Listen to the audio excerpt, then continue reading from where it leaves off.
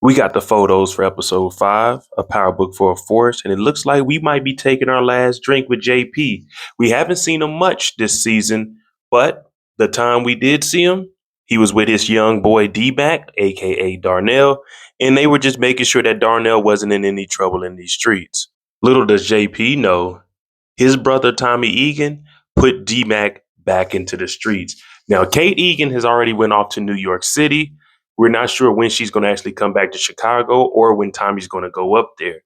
But the reason I said this may be our last shot is because once JP finds out that D-Mac is back in the streets, he may do anything he can to try to protect that young man, and they may end up shot. Not D-Mac, but more than likely JP, because we realize after 3 seasons, he really isn't like that.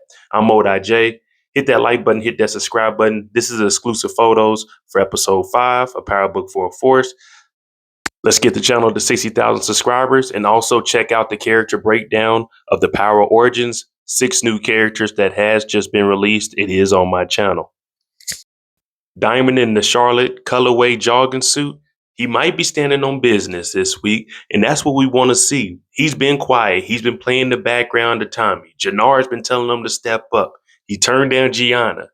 He wanted to get D-Mac up and out of here, but we know that plan didn't work the way it was supposed to. So hopefully we see Diamond stepping up for CBI. We got Marshall behind him. He also knows that D-Mac is a part of CBI now, but he has to answer to Tommy as far as what goes on in the streets. Now, he could be telling Jenard, this is how we need to move. There may be an encounter with the 9-7 gang or King Kylo's crew, because there needs to be some clarification on Jenard's part that Rashawn was actually robbed, and that's why he took out Mad Dog. I think what we're going to see here from Diamond is him actually telling Tommy, look, as far as the coalition goes, I'm going to start handling the CBI stuff. He's going to want more responsibilities within the coalition and taking over CBI and actually giving out orders to let everyone know that him and Tommy, they are equals. They're 50-50 in this whole situation. Stacy Marx is about to get into some corrupt politics, and that's with the money that she's going to accept from Ray that she got from Jason, aka Vic, who got the money from Tommy. This way they'll have Stacy Marx in the back pocket. This gentleman here, I think he's the commissioner of the police department, the Chicago Police Department. In the trailer, we seen everyone turn their back, and this man telling Stacy, if you want the backing of the Chicago PD, you got to do certain things. So Stacy, she doesn't know what's ahead of her. The money that she's going to get from Tommy, she's going to have to start doing some corrupt things as far as telling CPD not to patrol certain areas, giving the commissioner a little bit of that money to keep him quiet, and making sure that everyone is getting overtime. You pay the cops well, that means they'll be quiet about a few other things in the streets. Corruption is something hard to deal with, especially when there's money flowing. We can't sleep on Jenard. I low-key give him MVP of last week because he fixed every single situation. When it came to Manny Fresh, he fixed that. When it came to King Kylo, he fixed that. So Shanti's going to have to start showing him some love and the respect that he deserves. Is he the leader of CBI? No. But for all the YNs, he's definitely someone that they look up to. And with him putting people on, as far as D-Mac and letting them know where they can get money, because D-Mac and Marshall, they don't know that they were set up to potentially die. They're going to continue to do whatever it is D-Mac and Marshall feel that, okay, this is going to make us look good within CBI. You see Marshall in the back with a bag. We know Jenard is also walking around with that H. He did give some to Joey, but he had a whole brick. So maybe Jenard is out doing his own thing, trying to sell this brick, this fentanyl, to make his own money. We're going to see, but as of him and Diamond, he's still applying that pressure because Shanti wants him to take out Diamond still. So that's always on that back burner, but I don't think Jenard has it in him. Survival mode Vic, still the same thing for him. There's really no progress in his story besides him and Ray. Now, with them getting closer and closer, and she's living in the condo with him, she might start finding out a few things or come across something and realize that, wait a minute, you're Vic Flynn, because both of them are very close with Stacy Marx. Ray is on the campaign. She's managing funds. She's managing meetings. Vic is showing up to talk to Stacy Mark. So at some point, she's going to realize that Jason isn't Jason, and Jason is actually Vic Flynn, and he's going to probably have to talk himself out of that whole situation.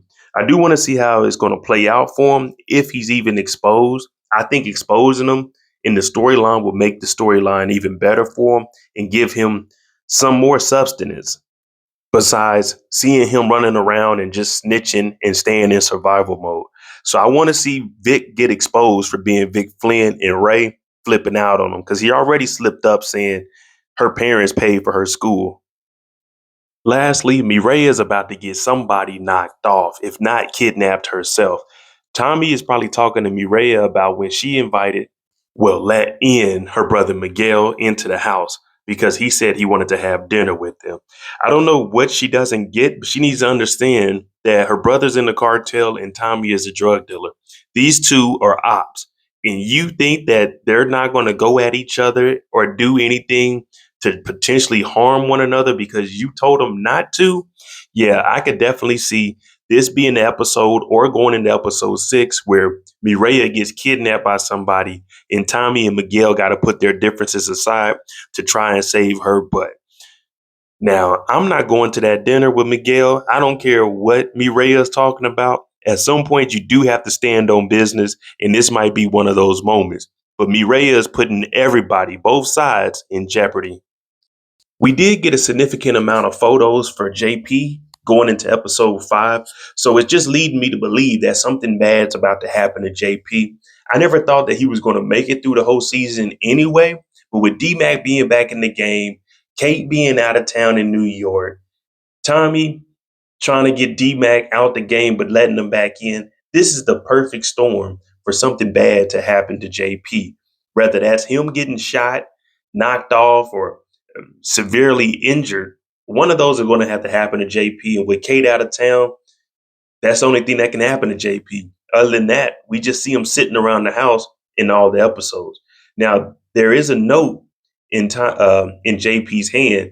This could be the note that was given to Kate in New York City. Maybe Tommy went up there this episode and it was a little time jump, maybe a week or two or a couple of days. Or maybe it's D-Mac saying he's in the game. All right, let me know what you think and what are your predictions from this episode based off of these photos. Go ahead and tell me where I'm wrong. You know, I don't care. I need to hear it. We need to get better and we need to get prepared for episode 5, A Power Book for a Force, the final season. I'm Mod J. If you like this kind of content, hit that like button, hit that subscribe button. Let's get to 60,000 subscribers. Thanks for watching. I'm out.